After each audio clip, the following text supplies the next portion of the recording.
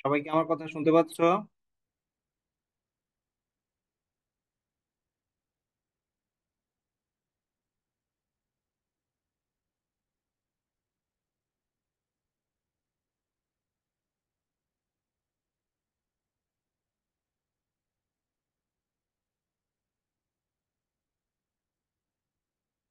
আশা করি সবাই আমার কথা শুনতে পাচ্ছ। তো আমরা শুরু করব। আমাদের প্রথমে আমরা আমাদের এই যে বাংলা ভাষার ইতিহাস ও ব্যবহারিক বাংলা, এই অধ্যায়টা শুরু করেছি। আমরা অলরেডি বাংলা ভাষার ইতিহাস অংশটা শেষ করে ফেলেছি। তো ওখান থেকে যা যা পড়িয়েছি ওগুলো ভালো করে পড়তে পারলে ইনশাল্লাহ পাশ করে যাবে এবং ভালো একটা মার্কস তুলতে পারবে। এই কোর্সটা মনে রাখবে, যেমন কঠিন আবার ঠিক তেমনই সহজ। তুমি যদি ভালো করে বুঝে শুনে পড়ো তাহলে এটা খুবই সহজ একটা কোর্স, এবং যদি না বুঝে মুখস্থ করতে যাও তাহলে তোমার এটা খুবই কঠিন একটা সাবজেক্ট, এটা আগে বলে দিচ্ছি। তো আমরা অনেকক্ষণ হয়ে গেল, অনেকে আসেনি। আমি জান্নাতুল কাউসার এবং জয়ন্তী আচার্য দুইজনকে দেখতে পাচ্ছি। তো তোমাদেরকে নিয়ে আমার ক্লাস শুরু করে দিই।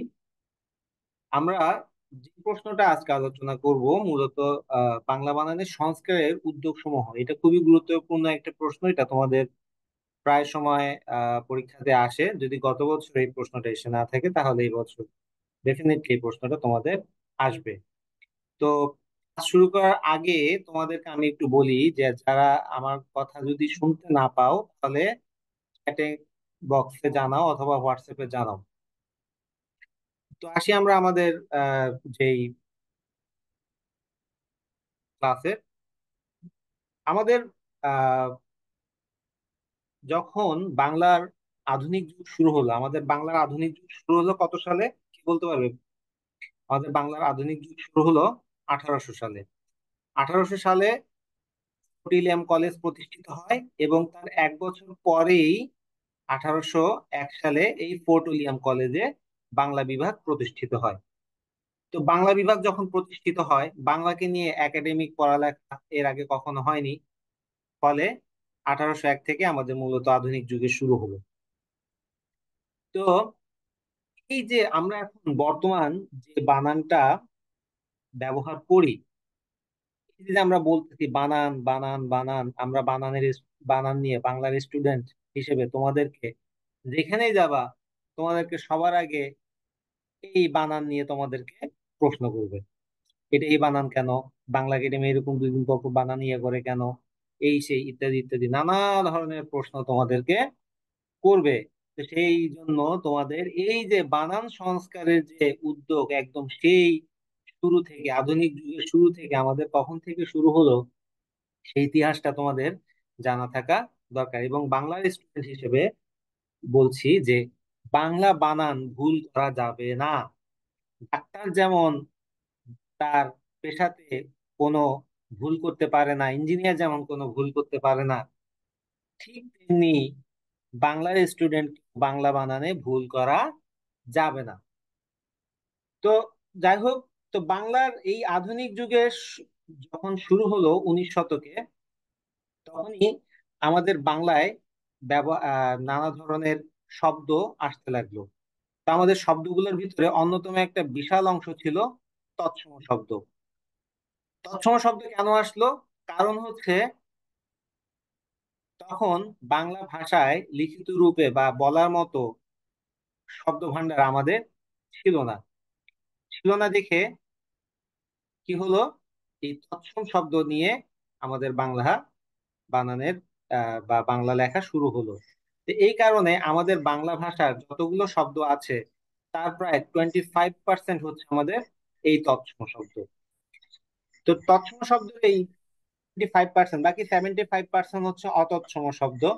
এই অতৎসম শব্দগুলোকে আমরা মানে বলতে পারি যে যেগুলো তৎসম অথবা নয়। এই অথবা অতৎসম শব্দের একটি ভিতরে আছে বিদেশি।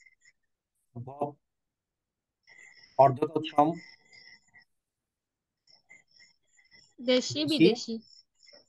এবং বিদেশি। বিদেশি। তো এই যে এগুলোর ক্ষেত্রে এক ধরনের বানান, অতৎসম শব্দের ক্ষেত্রে এক ধরনের বানান, তৎসম শব্দের ক্ষেত্রে এক ধরনের বানান আমাদের প্রচলিত আছে।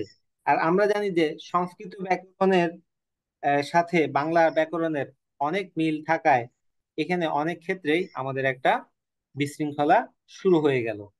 তো মূল বিশৃঙ্খলাটা শুরু হয়েছিল আমাদের প্রাচীন এবং মধ্যযুগে। তখন তো এরকম বাংলার একাডেমিক ভাবনা কেউ করেনি।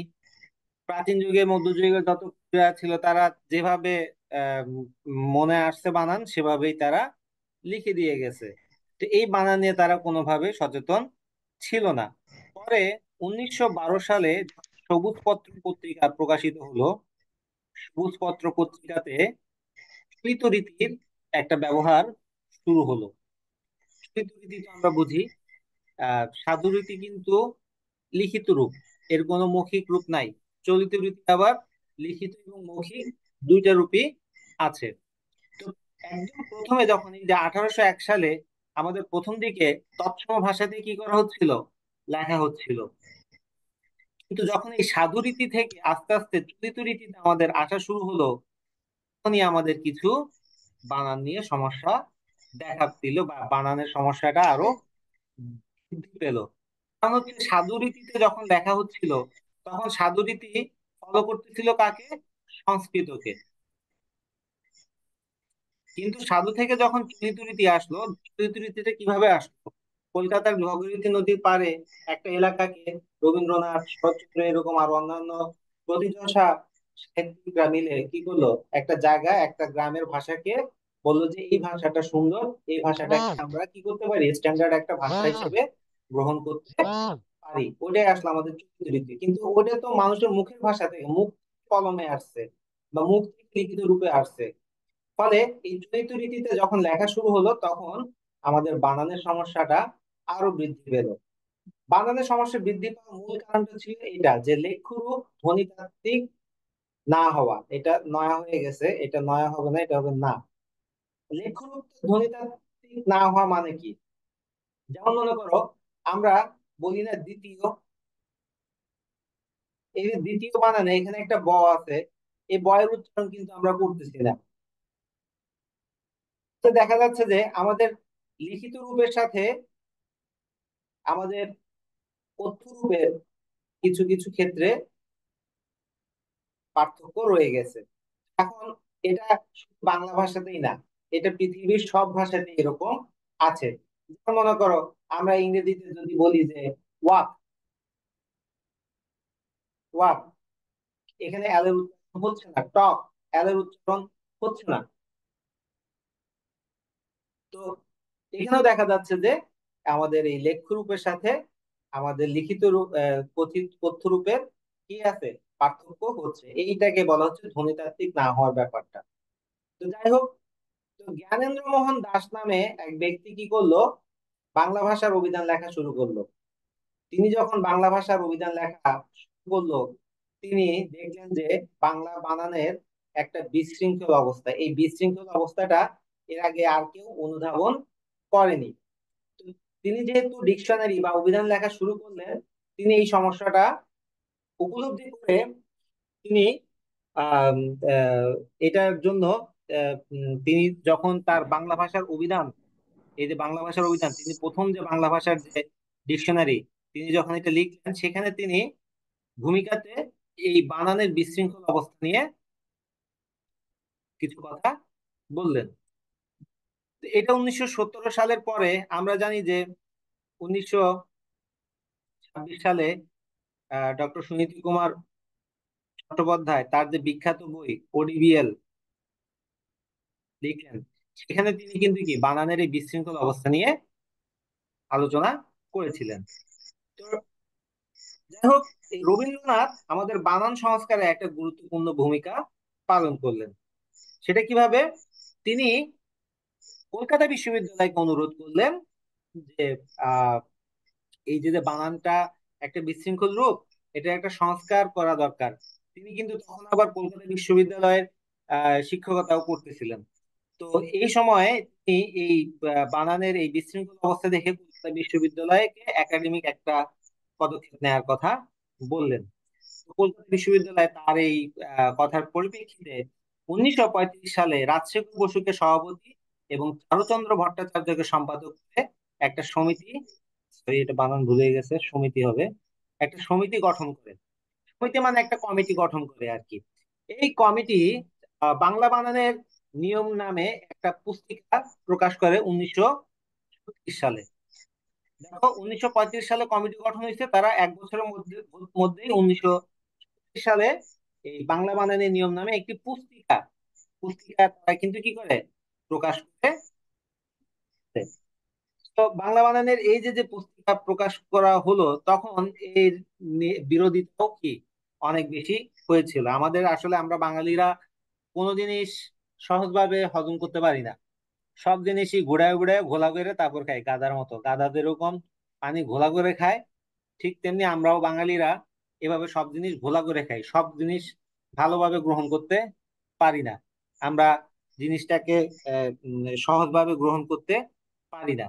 তো যাই হোক, 1936 সালে যখন এই বই প্রকাশিত হলো, অনেক বিরোধিতা এখানে প্রকাশ পেল। তখন এগিয়ে আসেন এই যে রবীন্দ্রনাথ, রবীন্দ্রনাথ এবং শরৎচন্দ্র চট্টোপাধ্যায় দুই। তারা তখন কিন্তু কি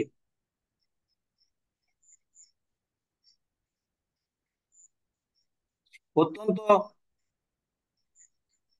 বিখ্যাত, অত্যন্ত জনপ্রিয়, অত্যন্ত প্রভাবশালী লেখক।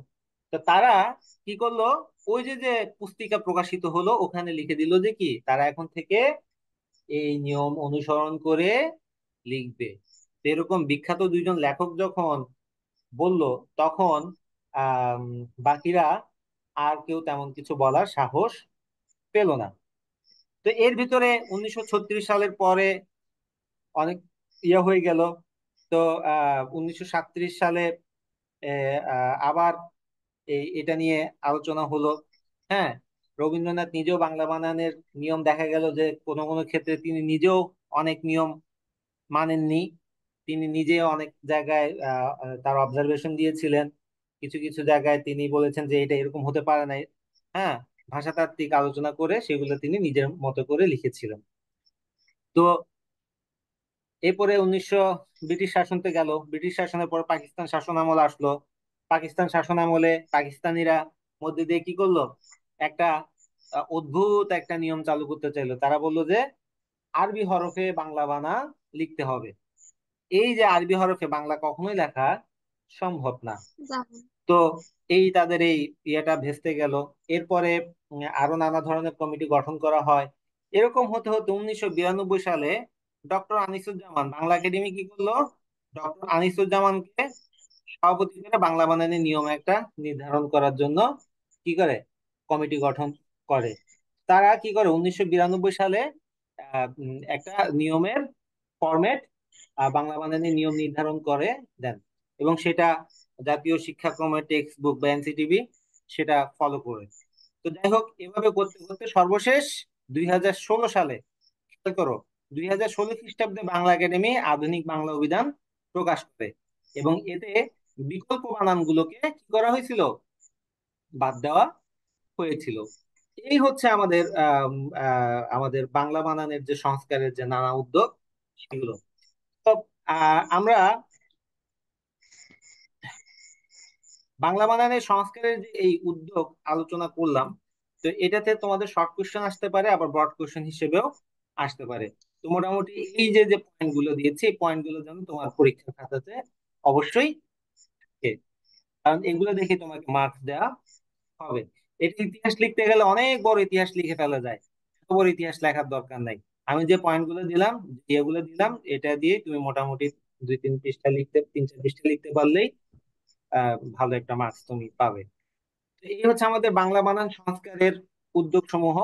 আমরা এখন আলোচনা করব বাংলা বানানের নিয়ম। আমরা বাংলা বানানের নিয়মের আলোচনা করার আগে আমরা একটা বাংলা বানানের নিয়মের আহ ইয়েতে চলে যাই।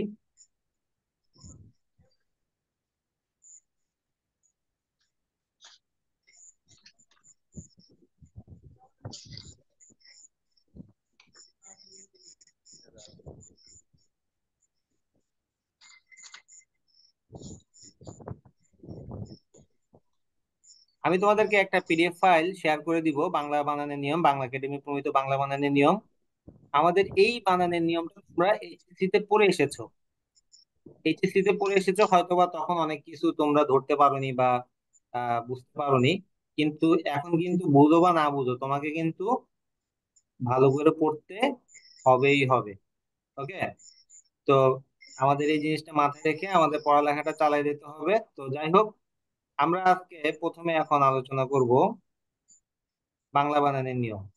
তো বাংলা বানানের নিয়ম তোমরা কি স্ক্রিন দেখতে পাচ্ছ?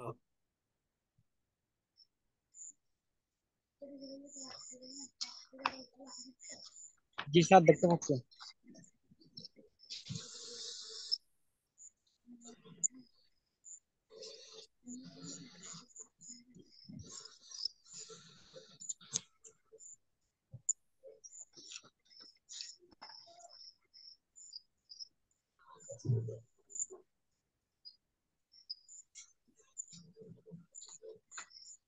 কথা বলো না কেন? কথা না বললে আমি কেমনে বুঝবো ক্লাস কেমন হচ্ছে না হচ্ছে? হ্যাঁ স্যার, দেখা যাচ্ছে তো স্যার।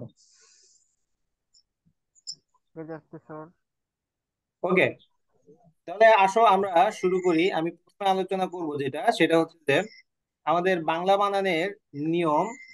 আলোচনা করার আগে আমি একটু আগে বলেছিলাম পুরো বাংলা বানানের যে বাংলা বানানকে দুইটা ভাগে ভাগ করা হয়েছে।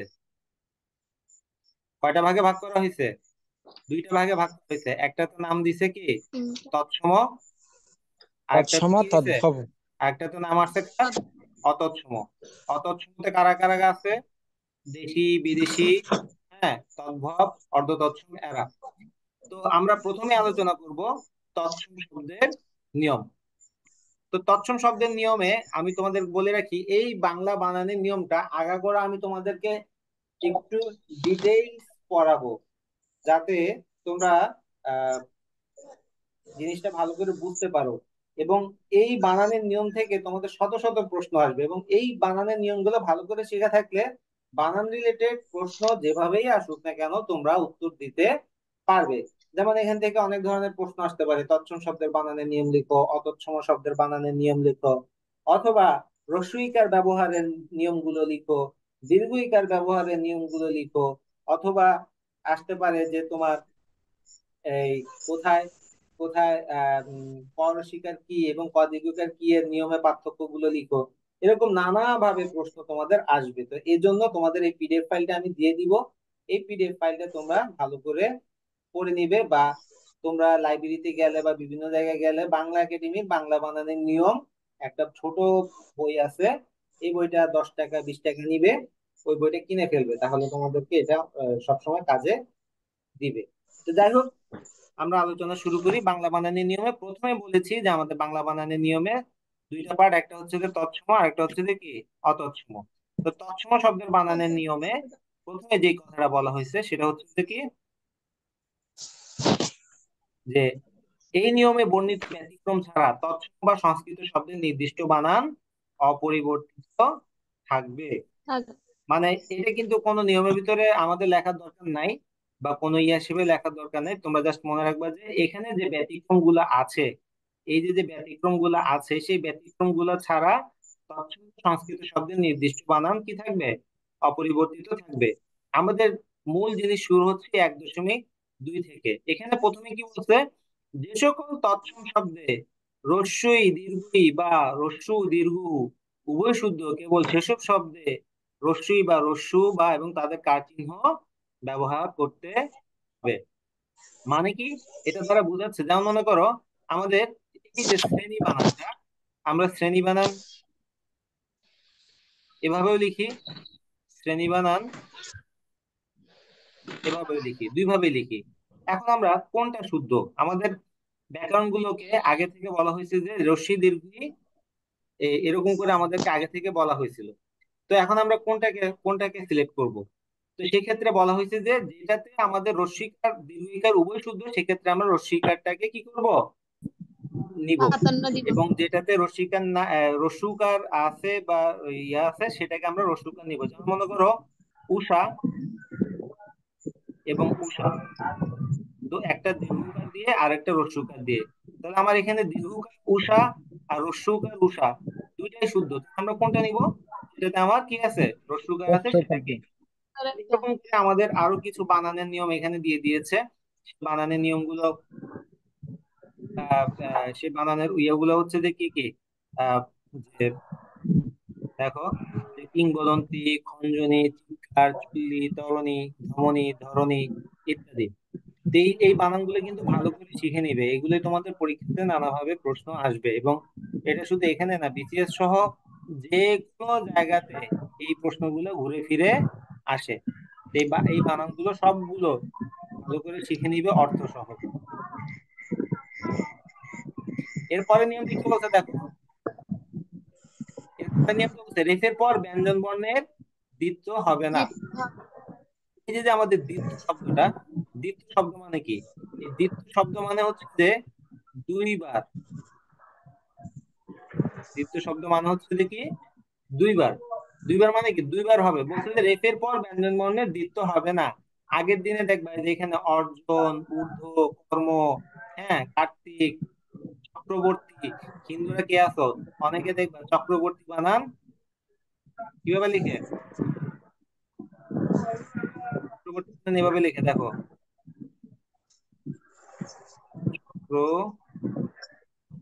চক্রবর্তী এভাবে লিখে না অনেকে। এটা ভুল। এখানে কেন লিখে, তার আগে এটা করতো যে যেখানে রেফ ছিল, যেখানে রেফ থাকতো, এই যেখানে রেফ আছে, এই রেফের কারণে নিচে যে ব্যঞ্জন বর্ণটা থাকতো সেটা ডাবল দিত। সেটা এখন আর করা যাবে না, তাহলে আমাদের অর্জন বানান এটা ভুল।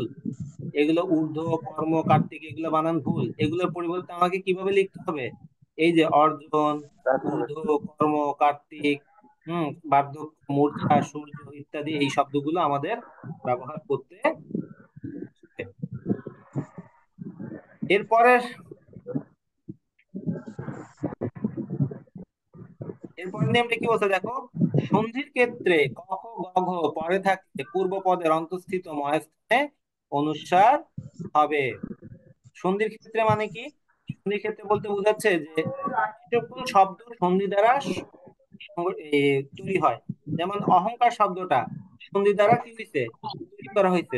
তাহলে এখানে সন্ধির ক্ষেত্রে ক খ গ ঘ পরে থাকলে, এখানে সন্ধির পরে এই যে এখানে ক আছে না, এই যে ক খ গ ঘ পরে থাকলে পূর্ব পদের অন্তঃস্থিত ম, এই যে পূর্বপদ, এখানে পূর্বপদ কোনটা, এই যে অহম।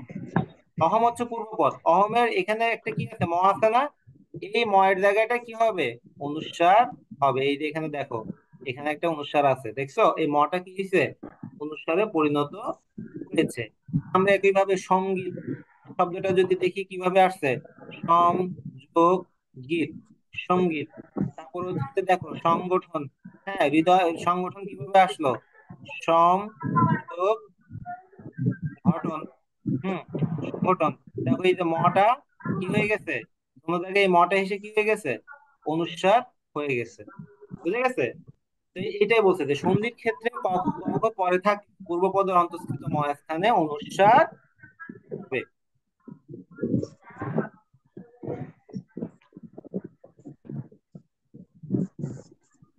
এরপরে নিয়মটা কি বলছে, এইখানে আবার আরেকটা কথা বলছে, যদি সন্ধিবদ্ধ না হয়, খেয়াল করো, যদি সন্ধিবদ্ধ না হয় মানে এরা যদি মৌলিক শব্দ হয়, কি শব্দ হয়, মৌলিক, যদি মৌলিক শব্দ হয় তাহলে কিন্তু এখানে অনুস্বার হবে না, তখন সেখানে আমাকে উম ব্যবহার করতে হবে। যেমন আমাদের বাংলাদেশে 99.99% মানুষ অঙ্ক বানান এভাবে লিখে, এটা ভুল, এভাবে হবে না।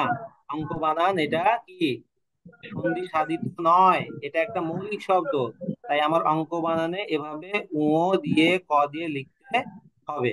এটা হচ্ছে আমার শুদ্ধ। এভাবে দেখো আকাঙ্ক্ষা, আতঙ্ক, কঙ্কাল, হুম, গঙ্গা, বঙ্কিম, বঙ্গ, লঙ্ঘন, সংখ্যা, শৃঙ্খলা, সঙ্গে, সঙ্গী, এসব বানানে কি হবে, অনুস্বার হবে না। এসব জায়গায় কি বসবে, উমো বসবে। কি বসবে, উমো।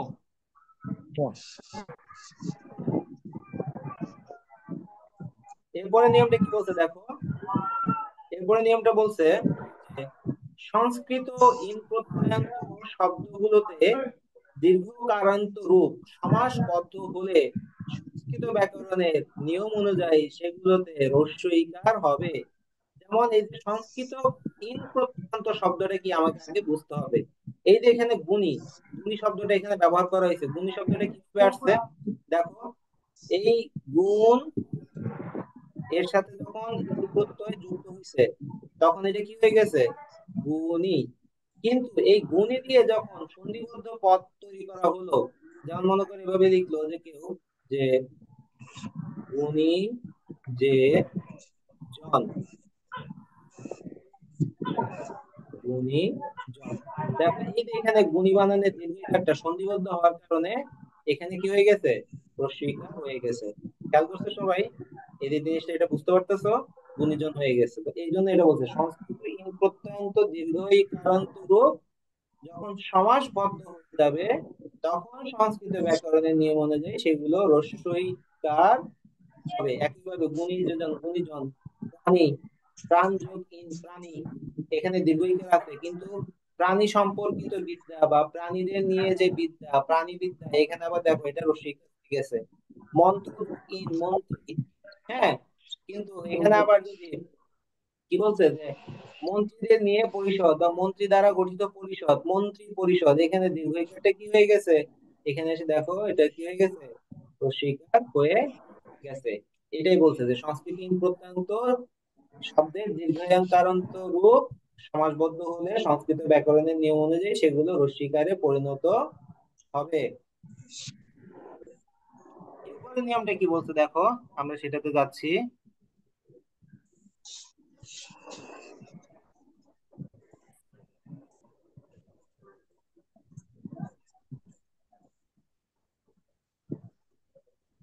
এখানে আরেকটা কথা বলছে দেখো, যে সমাসবদ্ধ দীর্ঘইকার ব্যবহারও চলতে পারে, মানে এখানে রসিক দীর্ঘইকার দুটোই চলতে পারে।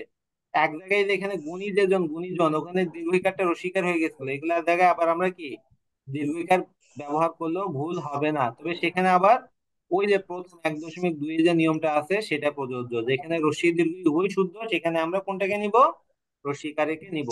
এখানে আরেকটা কথা বলছি, ইন প্রত্যন্ত শব্দের শেষে তয়ব ফলা বা তাৎ প্রত্যয় যুক্ত হলে দীর্ঘইকার হবে। যেমন দেখো এই যে কৃতি শব্দটা, কৃতি শব্দটা কিভাবে আসলো দেখো, কৃত যোগ ইন, কি হয়েছে, কৃতি, কৃতি যোগ ইন কৃতি হয়েছে। আমরা বলি না কৃতি শিক্ষার্থী, কিন্তু এর সাথে যখন আবার কৃতির সাথে যখন আমার কি হলো, ফলা যুক্ত হলো, হ্যাঁ, তখন কিন্তু আবার দেখো এই দীর্ঘইকারটা কি হয়ে গেছে, রস্বইকার হয়ে গেছে। কৃতির তো, এই যে এখানে এই দীর্ঘইকারটা এখানে এসে কি হয়ে গেছে, রস্বইকার হয়ে গেছে। এটাই বলছে যে ইন প্রত্যয়ন্ত শব্দের সাথে যদি ফলা বা তয়কারে তা যুক্ত হয়, প্রত্যয় যুক্ত হয়, তাহলে সেটা রস্বইকার হয়ে যাবে। যেমন দেখো প্রতিযোগী, কিন্তু প্রতিযোগী, মন্ত্রী, মন্ত্রিত্ব, সহযোগী, সহযোগিতা, দায়ী, দায়িত্ব। বুঝা গেল? জি স্যার। এরপরে আমাদের সংস্কৃত ব্যাকরণের সর্বশেষ নিয়ম যেটা আলোচনা করব সেটা হচ্ছে বিসর্গের ব্যবহার। আমাদের এই বিসর্গের ব্যবহারটার ব্যাপারে খুব সতর্ক থাকতে হবে। আমরা সাধারণত সবাই দরখাস্ত লেখার সময় কি করি, এভাবে বিষয় লিখি, এটা দিলেই কিন্তু জিরো দিয়ে দিবে একেবারে। তোমার এখানে বিসর্গ লেখা যাবে না। আমাকে এখানে কি দিতে হবে, কোলন লিখতে হবে। এই যে এরকম দুইটা ফোঁটা, একদম ভরাট করা দুইটা ফোঁটা, কোলন দিতে হবে।